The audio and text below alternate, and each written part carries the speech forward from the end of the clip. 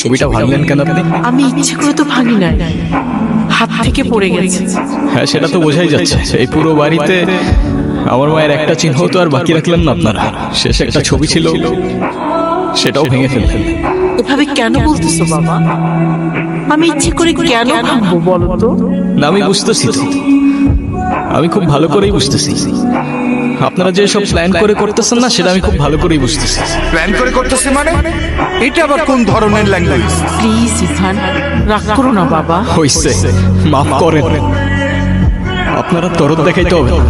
Ivan, তুমি তোমার মায়ের সঙ্গে এভাবে কথা বলছো কেন? মা? কে মা? আপনি আমার মা। ওনাকে বলে দিয়েন যারে তারে এনে আমার মায়ের জায়গায় বসাই দিলেই সে আমার মা হয়ে যাবে। ইভান! ইভান!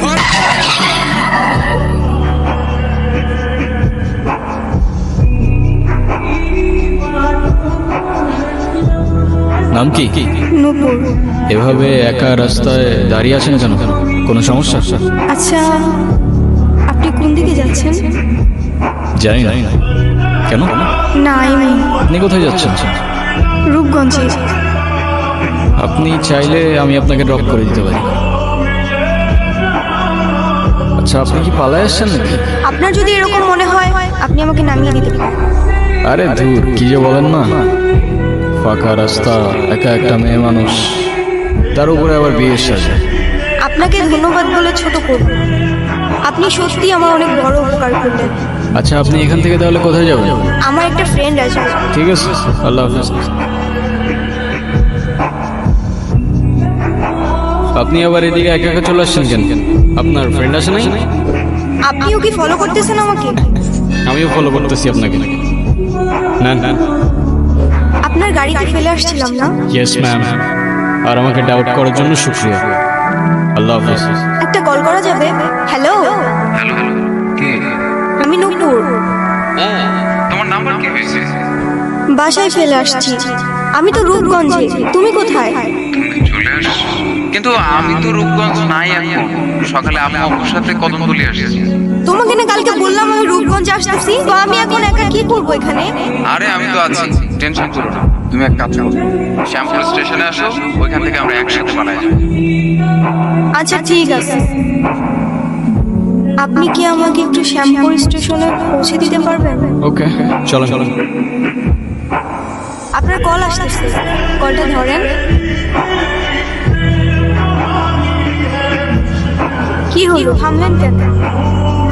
আমার ক্ষুধা লাগছে, খাইতে যাবো। আপনি খাবেন? ঠিক আছে, খাইলে আসেন, না খাইলে নাই। আচ্ছা, আপনি কি মানুষ বলুন তো?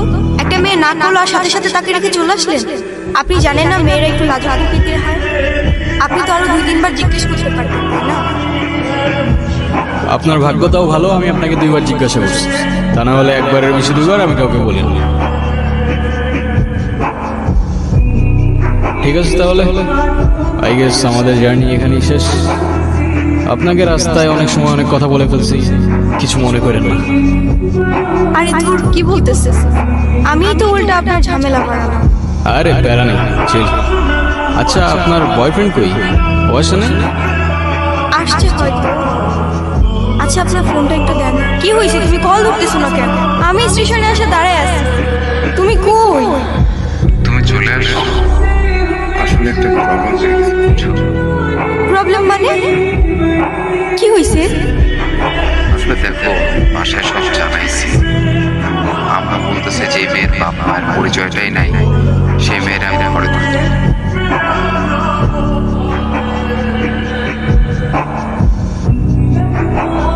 এই শহরের মানুষগুলোর জন্য কান্না করে লাভ নাই, মুখটা ধুয়ে ফেলেন। আর পারলে সাথে নিজের কষ্টগুলোও মুছে ফেলেন।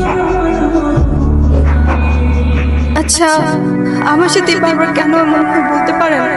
আচ্ছা, কি হয়েছে বলেন তো? সে যেহেতু আসে নাই, আপনি বাসায় ফিরে যান। না, আমি আর ওই বাসায় ফিরতে পারবো না, আর কখন ফিরতে চাই না। ফিরতে চান না মানে? ঠিক বুঝতে পারলাম না। মা বাবা হারানোর পর আমি আমার মামা বাড়িতেই বড় হই। কিরে, এত দেরি হলো যে জায়গা যাই হোক বেতন দিছে না আমার দিছে। তো খারাপ আছিস কে টাকাটা দে এই নে, এই 500 টাকা তোর কাছে রাখ আর তোর মামি আসলে কইস আমি হাটে গেছি হ্যাঁ মামার একটা বদ অভ্যাস, মামা জুয়ায় আসক্ত। 3 বেলা না খেয়ে থাকলেও তার জুয়া ছাড়া এক মুহূর্ত চলতো না। আর তার জুয়ার সঙ্গী ছিল জাহাঙ্গীর। সামনে গেলে তো বাড়ি ঘর বন্ধ করতে হতো। এর থেকে তোমার আমি যেটা করেছি সেটা তোমার থেকে ভালো। টাকা পয়সা কোনো সমস্যা নেই। টাকা পয়সা সব আমার উপরে ম্যানেজ করছে। তুমি যদি রাজি থাকো আচ্ছা ঠিক আছে দেখুন নে দে টাকা জাহাঙ্গীর নিজের স্বার্থ উদ্ধারের জন্য সবকিছু করতে পারে। সুযোগ বুঝে আমাদের বাড়িতেও চলে আসে। মেলা কেনাকাটা করো গন্ধে গেছিলে নাকি মামা গঞ্জে গেছে নিজের মানুষের লেগে লয়েছে তাই নাকি মামা এই জিনিসটা আপনার জন্য এইটাও আনছো নাকি দাও দাও দাও মামা নুপুরের জন্য কিছু পয়সা থেকে কেনাকাটা করছে একটু করে দিতে পারবো তাই নাকি রেখা আজকে জাহাঙ্গীরের লগর বিয়া দিয়া দিল কি কর মাইয়াটার তো কিছুই কর নাই। কেন ওরে করাবো কেন বেশি কথা বাড়ায় যাও রেডি করে নিয়ে আসো যাও মানতে কষ্ট হলেও সেদিন বুঝতে পারছি আমার মামার কাছে আমার দামটা জুয়ার আসনের থেকে খুব বেশি কিছু না। এই কান্তা সুস্কে তোরে না একটা পোলায় ভালোবাসে, এই নেই কল দিয়ে দে, ওই পোলাটারে কল দিয়ে দে, কল দিয়া পোলাটার সাথে পালায় আসা, তোর জীবনটা নষ্ট করিস না। রনি আমাকে সব সময় বলতো ও নাকি আমাকে অনেক ভালোবাসে, আমার জন্য সব কিছু করতে পারবে। ওর কথাগুলো শুনলে মনে হতো পৃথিবীতে অন্তত কেউ একজন আছে যে আমাকে সত্যিকারের ভালোবাসে। আর যখন কাঁধে দায়িত্বটা পড়লো সেই ভালোবাসা জানালা দিয়ে পালায় গেল, তাই তো? আমি এখন কই যাব, কি করব, কোনো কিছুই না বুঝে উঠতে পারছি না। আমি যাচ্ছিলাম একটা জায়গায়, আপনি চাইলে আমার সাথে যেতে পারেন। কোথায়? ভব নদীর 13 পারে। এটা আবার কোথায়? সেটা আমিও জানি না, চলেন খুঁজে দেখি। কি এখনো মন খারাপ? না। কি হলো? কি বলছিস? এখন উপায়? কি আর হবে, আমাদের আর ভব নদীর 13 পার যাওয়া হইল না। আরে ধুর, মজা করো না তো, এখন কি করব সেটা বলো। আরে সেটা তো আমিও বুঝতেছি না।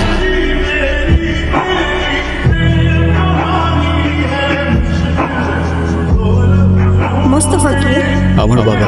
এতক্ষণ ধরে তোমাকে কল দিচ্ছে, টেনশন করছে অবশ্যই। এমনি এমনি তো আর না, কলটা ধরো।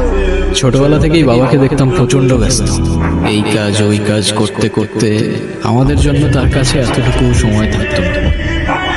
মা আর আমি অনেকদিন বায়না করার পর অবশেষে একদিন বাবা আমাদের ঘুরতে নিয়ে যায়। যেখানে 15% টাকা অলরেডি ইনভেস্ট হয়ে গেছে, আমি তো কিছুই বুঝতে পারতেছি না। এই আমার সাথে কি মজা নিচ্ছে নাকি? মা মা আইসক্রিম খাবো। আইসক্রিম ঠান্ডা লেগে যাবে বাবা, আর একদিন কিনে দেবো। তুমি প্রতিদিন এই কথাটা বলো, কিন্তু আর কিনে দাও না। যাও বাবার কাছে দিয়ে যাও। তোমাদের মূল সমস্যাটা কোথায় আমাকে বলো তো? বাবা বাবা কি হয়েছে বাবা? আইসক্রিম কিনে দিবা? বাবা দিচ্ছি। আচ্ছা তুমি কি এখন রোহানের ফাইলটা চেক করো তো? বাবা বাবা আইসক্রিম কিনে দাও না। আরে কি সমস্যা কি? তুমি দাঁড়ায় আছো কেন? ছেলেটা আইসক্রিম চাচ্ছে, কিনে দিতে পারো না? দেখছো আমি একটা ঝামেলায় আছি। আইসক্রিম খেতেই হবে? আচ্ছা ঠিক আছে, দাঁড়াও, আমি যাবো আর আসবো, এখান থেকে নড়বে না, ঠিক আছে?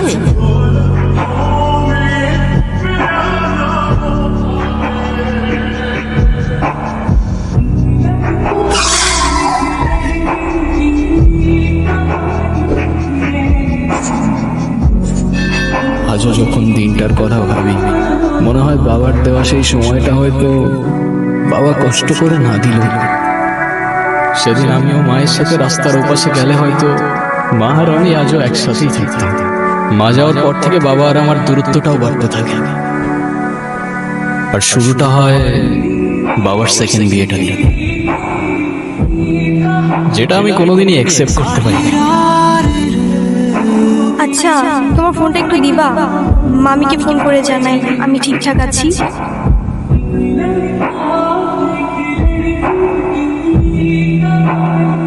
নূপুর,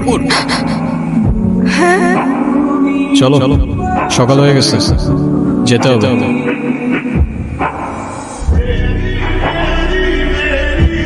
নূপুর, আমি তোমারে বারবার বললাম যে আমি শেষ বুঝলাম, তো তুমি আমার লেগে এতটুকু অপেক্ষা করতে পারলা না? দেখো তোমার লেগে শেরোনি আমি আনো। সময় থাকতে থাকতে তোর ভাড়াটে নাট বল্টু নিয়ে কাইটা পর জাহাঙ্গীর। সময় চলে গেলে শেরওয়ানির সাথে সাথে তোর ইজ্জতটাও খুলে যেতে পারে। তুমি আসো, হাতটা ছাড় জাহাঙ্গীর। তুই জাহাঙ্গীরের লগে লাগতে ইচ্ছা, এই জাহাঙ্গীর খেলা তুই এমন চিনুস না।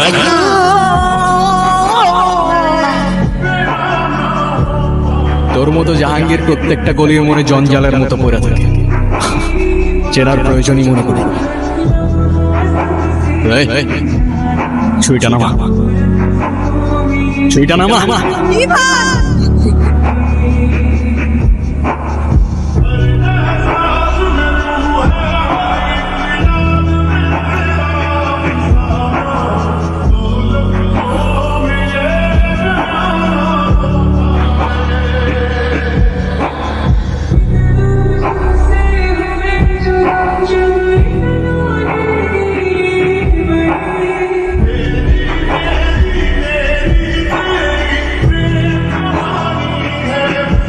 বাবা কোথায়? তোর এই অবস্থা কি করেছে আমাকে বল। আচ্ছা, নূপুর কোথায়? তুমি নূপুরকে কিভাবে চেনো? আরে ওই তো, তুই কোথায় আছিস, কি করছিস, আমাকে সব খবর দিল।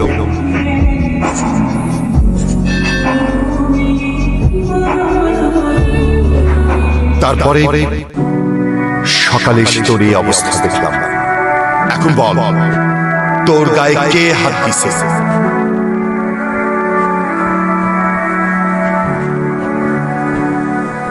বলেন না কবুল।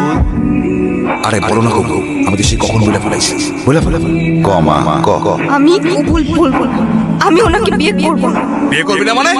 করবে না মানে করবে না।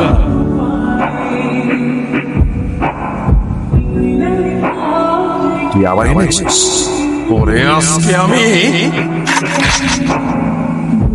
এই সাবধানে,